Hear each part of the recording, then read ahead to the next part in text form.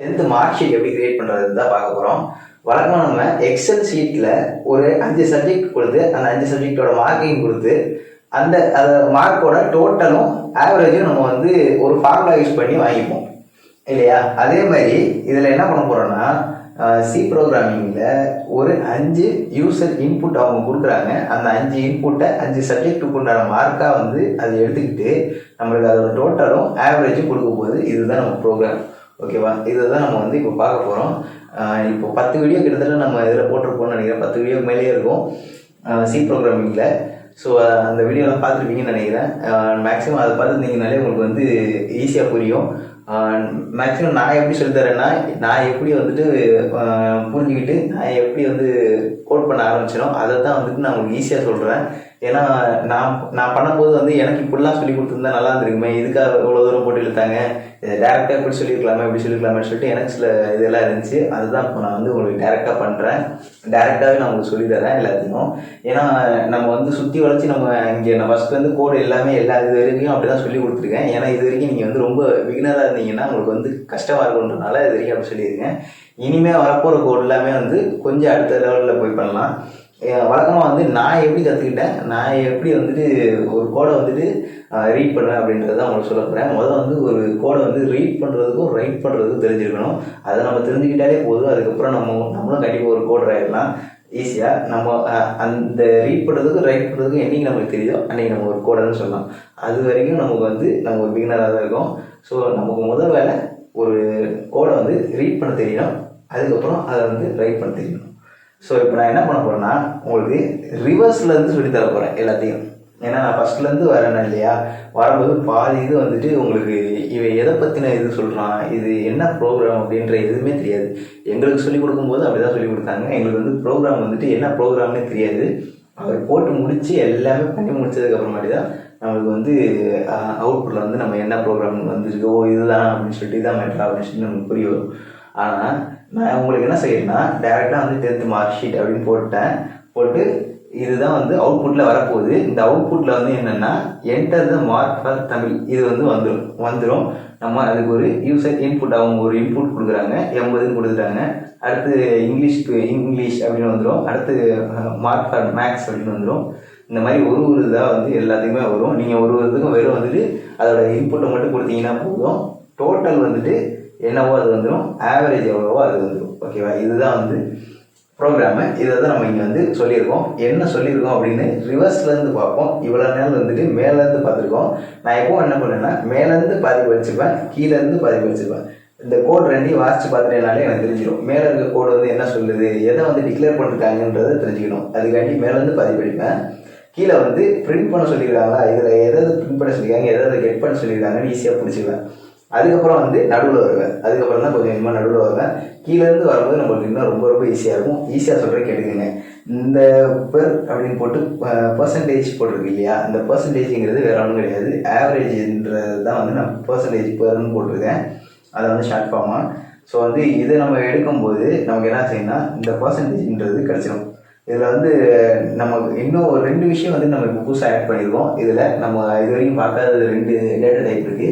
ஒன்று வந்துட்டு இந்த கான்ஸ்ட் ஸ்கேர்ன்றிருக்குல்ல, இது வந்துட்டு இது கான்ஸ்டன்ட் கேரக்டருங்கிறது தான் வந்துட்டு அதோட ஃபுல் ஃபார்மு. நம்ம வந்து இது இப்போ நமக்கு வந்து இது ஒரு டேட்டா டைப். இப்போ நம்ம வழக்கமாக வந்து ஒரு வேரியபிள் டிக்ளேர் பண்ணுவோம் இல்லையா, அதுக்கு நம்ம வந்து இன்ட்டுன்னு போடுவோம் இல்லையா, இன்ட்டுக்கு பதிலாக இன்ட்டு அந்த மிச்ச இதுகள்லாம் நம்ம டேட்டா டைப் யூஸ் பண்ணுற மாதிரி இதுவும் ஒரு டேட்டா டைப் நம்ம யூஸ் பண்ணுறோம், அவ்வளோதான். அதோட பார்த்தீங்கன்னா இந்த ஃப்ளோட்டுன்னு இருக்குல்ல, இந்த ஃப்ளோட்டும் வந்துட்டு ஒரு டேட்டா டைப். இதோட வேலை என்ன அப்படின்னா இது வந்து கேரக்டரை வந்துட்டு நம்ம சொல்கிறதுக்கு யூஸ் பண்ணுறோம்.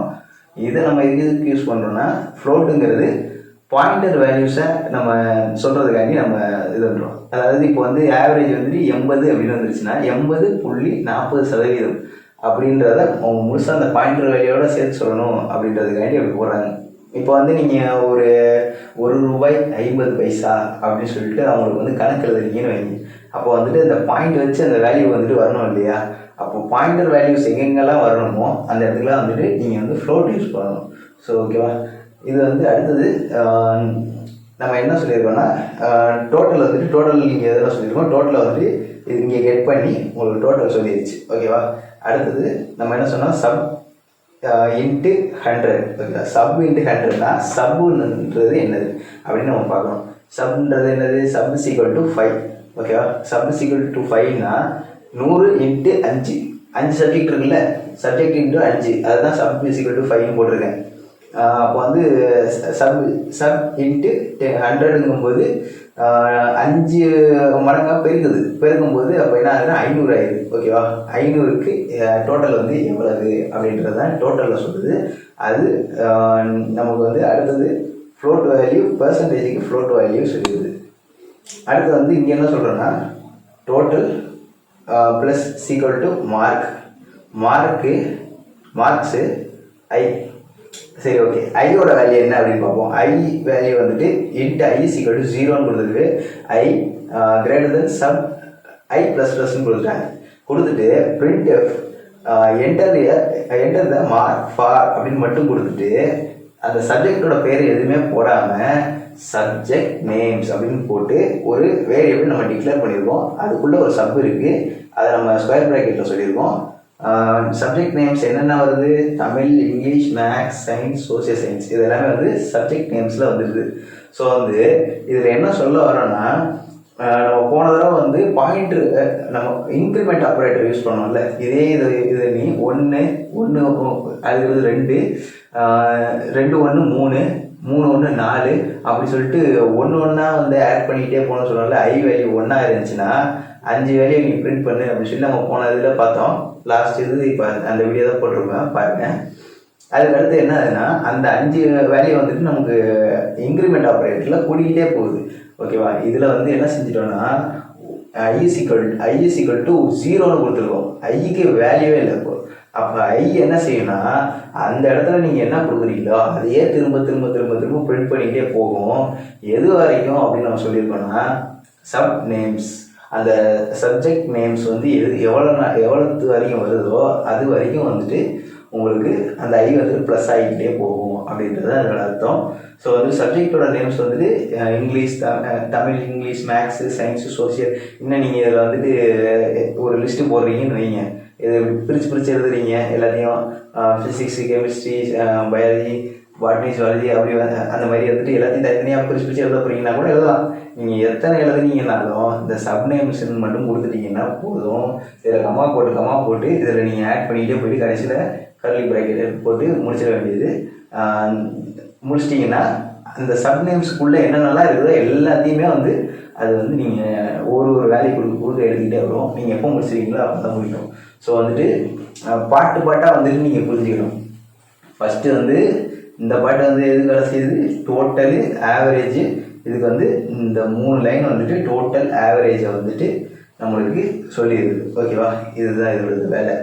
அதுக்கடுத்து அந்த மார்க்ஸை வந்துட்டு நம்ம கெட் பண்ணுறோம்ல, அதாவது யூசர் வந்துட்டு ஒரு இன்புட் கொடுக்குறாங்க, அந்த இன்புட்டை வந்துட்டு நம்ம வாங்கி நம்ம என்ன பண்ணுறோம்னா அதை வந்து டோட்டல் பண்ணி அதுக்கு ஆவரேஜ் கண்டுபிடிச்சி அதை வந்து நம்ம அவுட்புட்டில் கொடுக்குறோம். ஓகேவா, இதுதான் வந்து நம்ம பண்ணுறோம். அப்போ அதுக்கெல்லாம் வந்துட்டு நம்ம என்ன பண்ணணும், ஃபஸ்ட்டு அந்த கொடுக்கக்கூடிய யூஸரோட இன்புட்டை நம்ம கெட் பண்ணணும். அந்த கெட் தான் வந்துட்டு இங்கே என்னது கெட் பண்ணுறது, மார்க்கு ஐ, மார்க்ஸோட மார்க்கை வந்துட்டு அந்த அடுத்தடுத்து அதான் ஒரு இதாக வந்துட்டு நம்ம கெட் பண்ணுறதுக்கு ஐ. ஓகேவா, இப்போ வந்து நம்ம என்ன பண்ணுறோன்னா ஒரு மார்க்கையாக கெட் பண்ணி ஸ்கேன்அப்பில் வச்சு அதை வந்து டோட்டல் பண்ணுறோம். ஓகேவா, அதுக்கு அடுத்ததுக்கு மேலே போனீங்கன்னா enter the mark for percentage எஸ்ன்னு கொடுத்துருக்கோம்ல, இந்த பர்சன்டேஜ் எஸ்ன்னு வந்துட்டு என்னதை ஸ்கேன் பண்ணோன்னா இந்த சப்நேம்ஸை வந்துட்டு ஸ்கேன் பண்ணி இங்கே வச்சிடும். சப்நேம்ஸ் என்னது, சப்ஜெக்ட் நேம்ஸ், அதுதான் சப்நேம்னு கொடுத்துருக்கேன். சப்நேம்ஸ் வந்துட்டு Tamil, English, maths, science, social science, இதுதான். ஸோ வந்து Tamil, English, maths, science, social science. So வந்து அது எல்லாத்தையும் வந்து அது என்ன செய்யுதுன்னா இந்த பர்சன்டேஜ் எஸ் நான் போட்டதில் அங்கே கொண்டு வந்து வச்சுருக்கு. ஸோ இதுதான் வந்து கான்செப்ட்.